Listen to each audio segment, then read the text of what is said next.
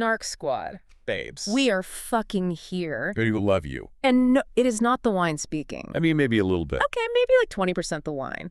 But mostly, it's us. We are blessed. We are thriving. We are in desperate need of a tan, honestly. But babes, we have so much to talk about today. It is genuinely a mountain of mess. But first, you guys, we need to set the tone. Because we are officially in our soft and bougie era. Oh, fully. We are leaning in. And babes, we will not be taking questions at this time. None. Do not ask. Because for anyone watching the video version, yes, we are wearing sunglasses indoors. Yeah. Again. And I just have to give a massive shout out right now to Angie from Salt Lake City. Oh, the absolute queen of indoor eyewear. Because Angie, you know what? You had it right. You had it right the whole time. People judged her, but she was ahead of the curve. She was a visionary. Because having sunglasses on indoors, it feels like a barrier between me and the peasant behavior of the world. Mm-hmm. It absolutely screams bougie. It screams like slightly pretentious, but in a fun way. And that's exactly the vibe we're going for today. 100%. Okay, so I have an idea, and we need to discuss it right now. Oh, God. I am terrified, but go ahead. Hear me out. An Easter weekend girls' night. Okay. But not basic. Bougie. We are manifesting the highest vibes possible. I like where this is going. What is the aesthetic setup?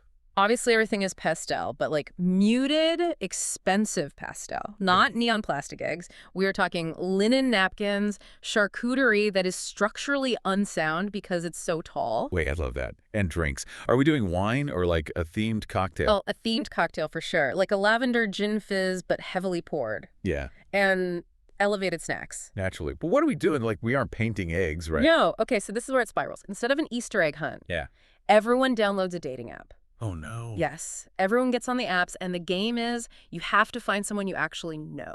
Wait, I'm literally screaming. Or even better, you have to find someone's partner. Stop it right now.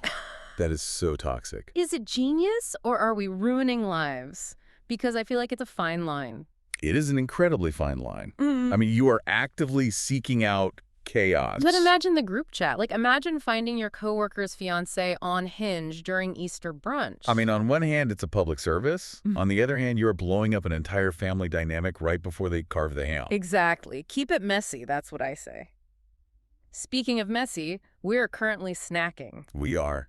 Heavily. And, babes, we have baked mac and cheese in front of us right now. Because we were craving cheese. Like, aggressively craving it. It is so creamy, like dangerously cheesy. It has that perfectly crispy crust on top. Oh, it's a religious experience, honestly. Wait, I'm taking a bite right now. Do it. Oh my God. It's so good. And we need to talk about something very serious right now. Here we go. I know you're going to say. Because we are currently in a massive standoff over this. Ketchup on mac and cheese. It is the only way to eat it. You are sick. You are a sick, twisted person. Absolutely not. You know what, Snark Squad? Listen to me. The acidity of the ketchup cuts through the heavy, fatty dairy of the cheese. It is a perfect flavor profile. It is a crime against dairy. You are ruining a perfectly baked, beautifully seasoned dish with high fructose tomato syrup. It is a childhood habit, and I will not apologize for it. It's a moral failing, is what it is. Like, I am looking at your bowl right now, and it looks like a crime scene. It tastes like nostalgia and joy. You're just too bougie to admit it. I'm wearing sunglasses indoors. Of course, I'm too bougie for ketchup on pasta. We're going to have to let the Snark Squad decide this, because we will literally physically fight over this. Oh, they need to weigh in. But okay, speaking of physical fights and absolute crime scenes, we need to get into the recap. Well, babes, the last 24 hours in the reality TV universe, I am unwell. It is a disaster. It is a beautiful, chaotic disaster. We have so much to cover, starting in the San Fernando Valley. The epicenter of delusion. The Valley. Seriously, the Valley is the most fascinating sociological experiment on television right now. Because it was supposed to be the mature show. Exactly. It was pitched as, like, adulting, buying houses, having babies, mowing the lawn. And instead, it is just a masterclass in watching fundamental relationships structurally collapse on camera. It really is. Like, you take these people whose entire brains are hardwired for Vanderpump Rules level chaos, put them in a suburb and expect them to just... what, host dinner parties peacefully? Right. Their neurological wiring is permanently damaged from a decade of tequila shots and screaming in back alleys. Which brings us to the loudest shatter of them all, Jax Taylor and Brittany Cartwright. the absolute mess of it all. We have a massive update on their co-parenting. So just a quick timeline for you guys. Cruz was born in April 2021, and Brittany filed for divorce in August of this year. Right. And according to her new interview with Us Weekly, she has primary custody, and Jax gets bi-weekly visitation. Which, I mean, is probably for the best right now. Oh, for sure. But the detail that I am hyper-fixating on is the house. The marital home. Yes. The divorce isn't finalized, but Brittany made it very clear in this interview. She said, quote, "That's my house. Cruz loves that place. I love that house. I've been taking care of everything by myself for a very long time now, so I'm proud of that." Okay, the subtle shade of taking care of everything by myself. Not even subtle. She is getting it appraised for the separation of assets. Meanwhile, Jax has literally left filming for season 3 to go to a mental health facility. Which, we hope he gets the help he needs. Yeah. But strictly from a reality TV mechanic standpoint. Yeah, break this down for me. Is she fighting for this house just for Cruz's stability, or is this, like, a deeply calculated power move? Oh, it is 100% a power move. Then, In the Bravo universe, real estate isn't just a house, it is a trophy. like Ariana and Sandoval. Exactly. Ariana refusing to leave the shared house became the ultimate symbol of her winning the breakup. Brittany is doing the exact same thing. She's planting her flag. She is evicting his chaos. She is looking at the camera and saying, I am the provider. I am the anchor. You are the mess. And you can hear the relief in her voice. She literally said season 2 was very dark entirely because of Jax. And she's promising season 3 will be a lot later. Which is such producer speak. She knows if the show stays too dark, the audience gets fatigued. Right. We can only watch so much emotional abuse before we just change the channel. So she's resetting the narrative. She's like, the dark cloud is gone. We can have fun again. Okay, but speaking of relationships dissolving at warp speed, Michelle Senni... Oh my God, this gave me actual whiplash. Same. So Michelle enters season 3 single, having just split from Aaron Nosler. Who, mind you, she was basically moving in with at the end of season 2. Right. They were looking at real estate. It was so serious. And then, boom, unfollowed, moved out, done. And the reason why is just, it's so textbook. Because on the after show, we find out Aaron gave her an ultimatum about her ex-husband, Jesse Lally. Which is a classic control tactic. But Michelle claims she was blindsided. She says Aaron was the one pushing the timeline, rushing the relationship, and then suddenly he starts nitpicking everything she does. Wait, down to her gym habits.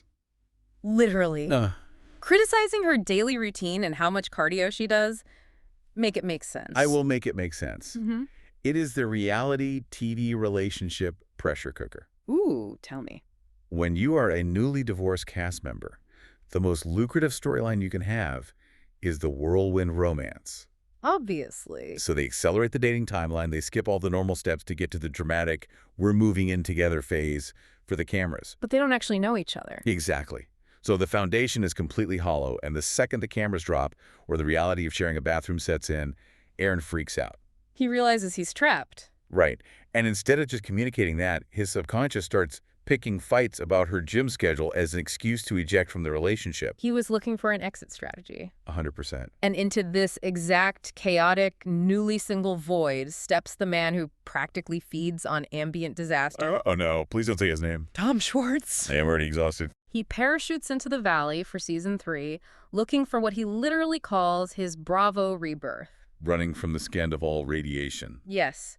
And his confessional is so calculated, he lists out all his failures. He's divorced, his bar closed, he's hemorrhaging money. He weaponizes his own patheticness. Yeah. That is his entire brand. Wait, that is perfectly said. He does. He makes himself look like a wounded animal, so you can't be mad at him. Because if he attacks himself first, the audience feels bad for him. It's a survival mechanism that has kept him employed for a decade. And then he claims he finally has his sparkle back. His sparkle. A 40-something man talking about his sparkle. And it takes the sparkle and aims it directly at Michelle at a cast Sip NC party. I had to watch this scene through my fingers. The secondhand embarrassment was lethal. He literally walks up to her and asks if she has seen the 1998 Angela Bassett movie, How Stella Got Her Groove Back. Which, what a reference for a modern Hollywood party. She just stares at him and says no. And his recovery, he says, not that your groove isn't back, but you're gorgeous. I think we're on similar journeys. I'm trying to live. I'm trying to laugh. He is quoting a literal Hobby Lobby wall sign. Live, laugh, love, Tom Schwartz edition. It is physically painful. But the best part of the entire scene isn't even the flirtation. It's the Greek chorus in the corner. Kristen Doubt, our chaotic observer. Her read on them was maybe the most accurate thing ever spoken on Bravo. She says in her confessional, Michelle is a fine French wine, Tom is a Jager bomb at a sports bar. Put in the Louvre, it is poetry. It perfectly encapsulates them. Right, because a fine French wine needs a controlled environment, boundaries, proper care. And a Jager bomb is cheap, chaotic, and ends with someone crying on a sidewalk at 2 in the morning. It highlights just how irreconcilable their lifestyles are. Totally. But wait, we have to talk about the fourth wall shatter. Because the Valley premiere gave us unseen footage of Jesse Lally that broke my brain. The producer stepping in? This was monumental. Okay, so Jesse shows up to Michelle's Zen party with his new girlfriend, Lacey Nicole. And Michelle had already drawn a hard boundary that Lacey was not allowed to film. Right. So Jesse sneaks her in, thinking the crew had wrapped for the night. Because he thinks he's smarter than the production apparatus. And suddenly a producer physically steps into the shot, which they never do. Only for severe protocol breaches. The producer confronts Jesse, asking why Lacey is on set without signing a location release. And Jesse's eyes just go wide with panic. He snaps, "We're wrapped." And the producer, completely deadpan, just goes, "We're not wrapped, we're still filming." The boundary between cast and production is totally gone. The producers are active characters now. Jesse says, "Not feeling cool," and tries to drag Lacey out, but it's too late. Michelle sees them, and they erupt into a massive screaming match. Jesse was trying to self-produce. He wanted to bring his girlfriend around his friends, but hide it from the cameras so Michelle couldn't react on TV. He wanted to manipulate the schedule, use the cameras when he looks good, turn them off when he wants to hide. But the house always wins. The producers kept the red lights blinking, caught him cheating the system, and aired it to show the audience exactly who he is. Incredible television. Okay, one last thing on the Valley before we move on. Just to cleanse the palate with some pure delusion. No, I know what this is. The sperm donor. The rumors sweeping the internet. Andy Cohen actually brought this up to Kristen on Watch What Happens Live. Because the fans are actually FBI agents. They really are. The rumor is that Kristen's husband, Luke Broderick, is the secret sperm donor for Lala Kent's new baby, Sosa. And the evidence they compiled is staggering. It is. Luke donated to the exact same California cryobank Lala used.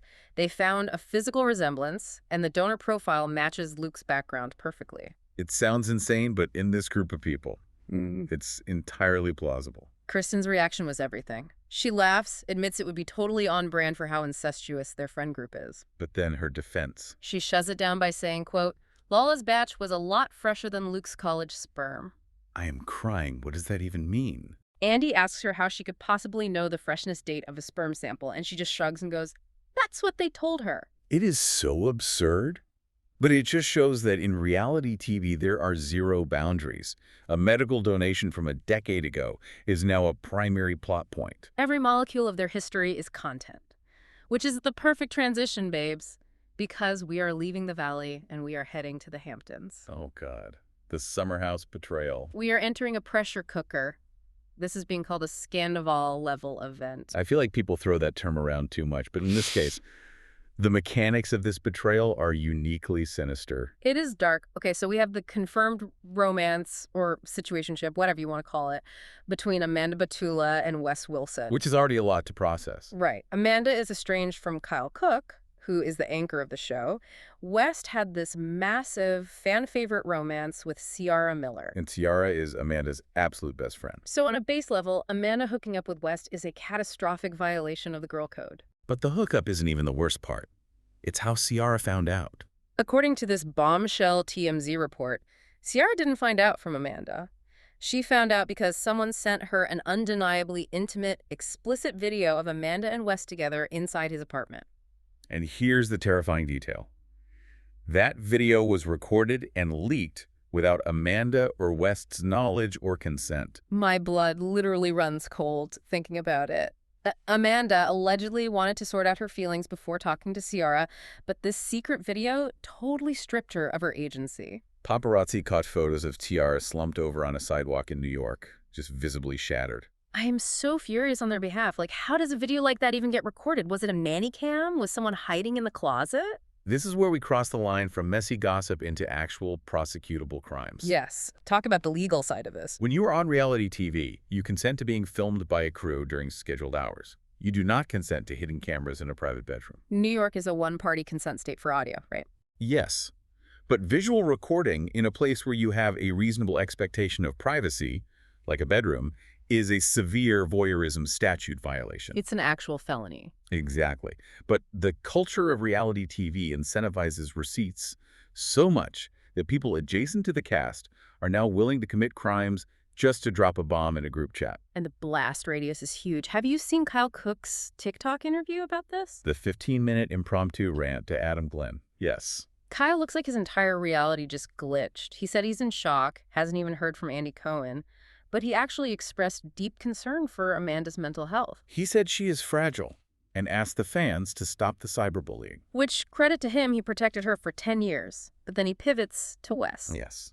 The West narrative. Kyle points out that during all his marital issues on the show, Wes positioned himself as the knight in shining armor. The ultimate nice guy. Right. Wes was constantly pulling Kyle aside, checking his behavior, being a shoulder for Amanda to cry on. And Kyle basically says Wes threw away their friendship just to play the hero. Okay, let's analyze this. Because what Wes did is a very calculated reality TV maneuver.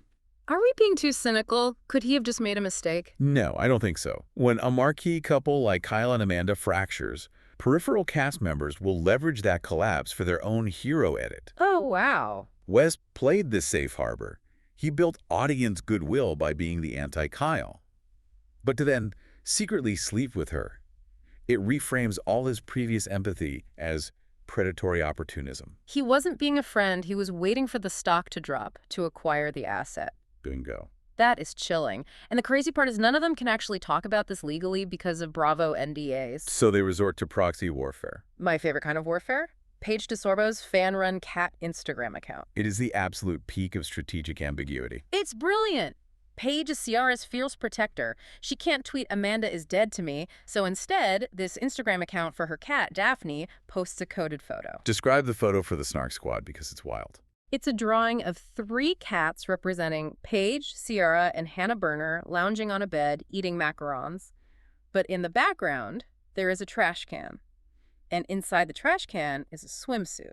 And Amanda famously owns a swimsuit line that Paige is modeled for. To make it even more aggressive, the caption is a Taylor Swift lyric, "Karma is a cat," with the hashtag, "This is why we can't have nice things." And the loophole is that Paige doesn't run the account. But she liked the post. Which is the digital equivalent of screaming through a megaphone in Times Square. By double-tapping, she sends a highly coordinated message to the fans without violating a single clause of her contract. Plausible deniability.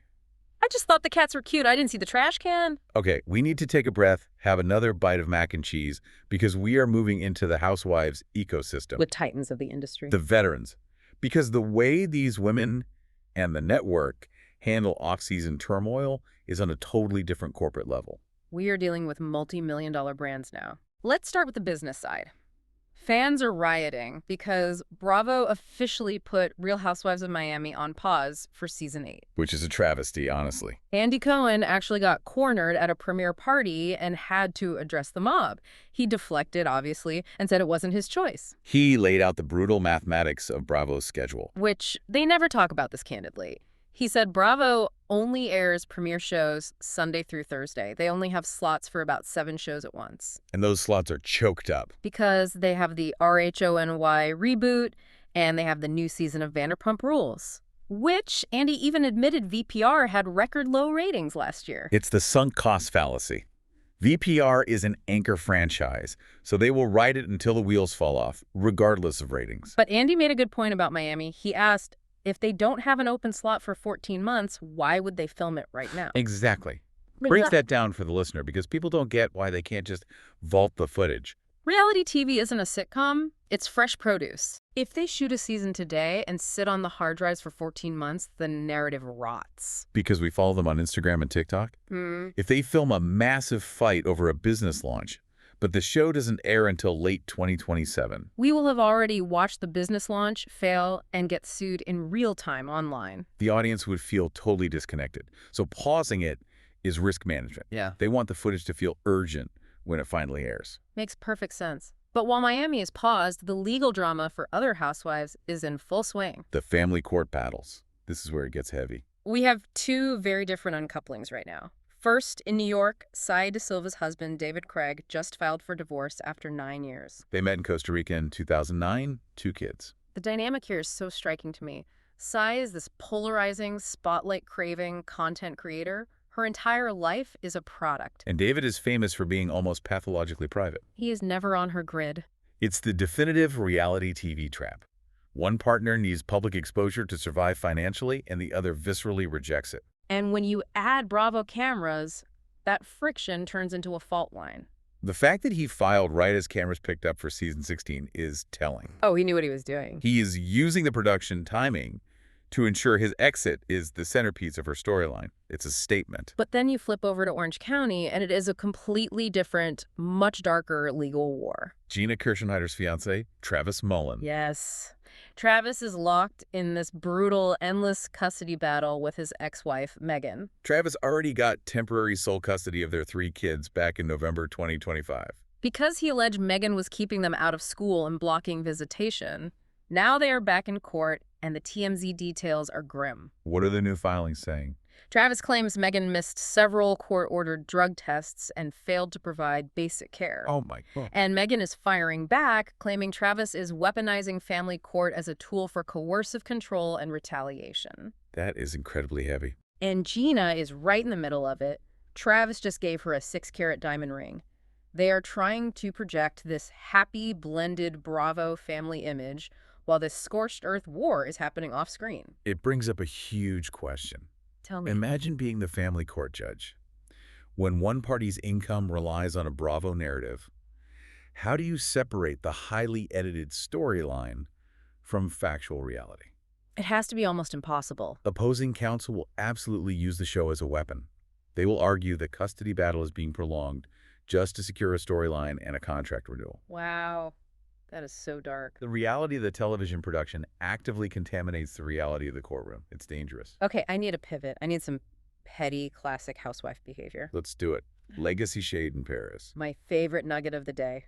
The old guard of RHOM just refusing to let anything go. They have a muscle memory for drama. Okay, so Bethany Frankel posts a photo in Paris with Sanja Morgan and Ramona Singer. Not for the spinoff, just hanging out. Right, she flew in, sent them massive flowers, whatever, and a fan leaves a comment calling Bethany out. What did the comment say? The fan wrote, "I thought she wanted to protect her peace. Bethany always has an agenda." Which, contextually, Bethany has spent 3 years trashing Bravo, calling it abusive, acting like she is totally above the fray. Right, she pretends she is so enlightened now. And right under that fan's comment, Luan de Lesseps descends from the heavens. The Countess herself. She leaves a single-word reply. Always. With clapping hands emojis. It is a masterclass in minimalist assassination. Literally one word. She doesn't need to write a thesis. She just confirms to the entire internet that Bethany is calculated and transactional. It proves that the dynamics from 2008 are permanently intact. They will never change. And that is why we can never look away. Never! But babes, as much as we love the petty shade, we have to move into the most intense part of this recap. The true dark side of reality television. Because sometimes the drama goes from a snarky tweet straight to a felony indictment. The real-world consequences are permanent. Let's start with Below Deck. Trevor Walker, an alum of the show, was just arrested in Florida at 2:30 in the morning. Facing 4 serious charges, right? Yes. Felony DUI, driving with a suspended license, a moving violation, and a separate misdemeanor theft charge. For the Snark Squad who might not remember him, Trevor had a disastrous run on season 4. He was the senior deckhand whose whole personality was reminding everyone he used to be a hair model. He was insubordinate, pulled rank, and Captain Lee fired him mid-season. And his only regret when he left was that he, quote, possibly had a bit too much to drink. And now, years later, that unchecked behavior has metastasized into a felony. It is a sobering reminder of the fall from grace. When the cameras leave, the real issues remain. But there is a story with a much darker shadow right now regarding casting ethics. Dakota Mortensen from Hulu's Secret Lives of Mormon Wives. This is a systemic, network-level failure. Absolutely. Dakota was just announced as a cast member for Netflix's new show, Unwell Winter Games. The premise is taking 16 polarizing pop culture figures and putting them in a house in Utah to compete. But the timing is sickening. Days before this announcement, news broke that Dakota was allegedly involved in his 3rd domestic violence incident with his ex, Taylor Frankie Paul. An incident so severe, it halted production of their Hulu show and cost Taylor the lead role on The Bachelorette. They share a 2-year-old son, and Netflix's legal department just swooped in, cleared him, and cast him. They aren't ignoring his toxic reputation, babes. They are monetizing it. It's disgusting. In the trailer, Gleb Savchenko from Dancing with the Stars points at Dakota and chants, "Bad guy, bad guy." And Dakota just smiles and agrees. Bad guy. It makes my stomach physically turn. Yeah. They are taking a man with active domestic violence allegations and rebranding him as a quirky reality TV villain. It normalizes alleged abuse as just a character trait. Exactly. Because when a network runs a risk assessment, they don't look at morality. They look at the math. Algorithmic engagement. Yes. They know the online outrage will drive viewership. They view real-world harm as a marketing asset. It proves they care more about subscriber metrics than human safety. And speaking of vulnerable people being weaponized, we have to talk about Teen Mom. The Janelle Evans nightmare. This situation with her teenage son, Jace, has completely devolved. The Ashley's Reality Roundup published exclusive text messages showing Janelle relentlessly harassing Andrew Lewis's family. So the context, Jace, who is a minor, was in a mental health facility. Last week, Janelle pulled him out and moved him to an undisclosed location, keeping his paternal family completely in the dark. Meanwhile, Andrew Lewis, the father, owes $16,000 in medical bills from Jace's treatment because Janelle was using his insurance. So Andrew starts a GoFundMe to pay the bills and hire a lawyer. And Janelle's response is to verbally assault Andrew's elderly mother and his niece, Kaylee. She starts aggressively demanding Andrew's insurance info from the grandma, who is just trying to stay neutral. And when they don't hand it over instantly, Janelle threatens them with subpoenas. She texts, "I'm just going to subpoena your whole family to court. See you there." Using the legal system for brute force intimidation. While refusing to tell them where their own grandson is. And then, when Kaylee tells her to start disrespecting her grandmother, Janelle's narcissism jumps out. She accuses the family of scamming her fans with the GoFundMe. Which is insane, because if you read the GoFundMe comments, her fans aren't donating. The people donating are leaving comments mocking Janelle and supporting Jace. But Kaylee's response in those texts was a brutal clapback. Oh, she ended her. Janelle complained that Jace can't trust anyone, and Kaylee wrote, "You broke that trust the second you let David walk into your life and back into your life again. You broke that trust with your own son." End of discussion. For the listener, David Eason is Janelle's ex, who has pending criminal charges for allegedly physically attacking Jace. And Janelle reunited with him anyway. The delusion is clinical. What we are watching is a child's mental health crisis being used as a proxy war for reality TV blogs. It breaks my heart, but it forces us to look at what happens when these stars finally face ultimate consequences. Which brings us to the most surreal story of the week. The Prison Chronicles of Jen Shah. The Real Housewives of Salt Lake City star who went to federal prison for a massive telemarketing fraud scheme targeting the elderly. She just gave her first interview to People magazine since moving to home confinement. And babes, it sounds like a dystopian fever dream. Oh, totally. She said when she arrived at federal prison Camp Bryan, the rumors had already spread. She literally described walking in as, quote, "It was like a BravoCon meet and greet when I got there." Which is just, it highlights how ubiquitous Bravo culture is, even in a penitentiary. The inmates had access to Bravo on the communal TVs. The guards took the channel away, but when they gave it back, it caused literal mayhem. Everyone wanted to interrogate her about the show. It got so bad the prison had to make special rules for her. She had to carry a bright pink ID card, check in every 2 hours, and was eventually moved to a different unit because of the harassment. But the detail that I cannot get over, the crossover event from hell. Jen Shah shared a prison yard with Ghislaine Maxwell. The convicted sex trafficker. Yes, at Camp Cupcake. Jen said she met her early on and instantly got a bad feeling, calling her pure evil. She observed her in the common room watching news segments about her victims. Right. And Jen said Ghislaine showed a complete disregard for their pain. Coldly dismissive, utterly unbothered. Which corroborates what other inmates have said. Ghislaine apparently filed over 800 complaints in a year, refused to shower, and had this sickening entitlement. Like skipping a chow line of 60 women because she thought the rules didn't apply to her. It's sociopathic. But I have to ask you, does prison actually strip away the reality TV glamour?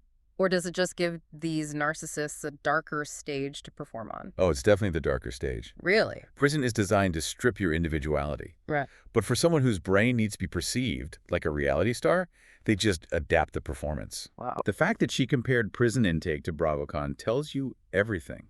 Her lens hasn't changed. She still views herself as the main character. Even sharing a yard with a historical monster. She views Maxwell less as a real-world predator and more as a villain in her current season of life. That is so incredibly dark. Okay, let's take a collective breath.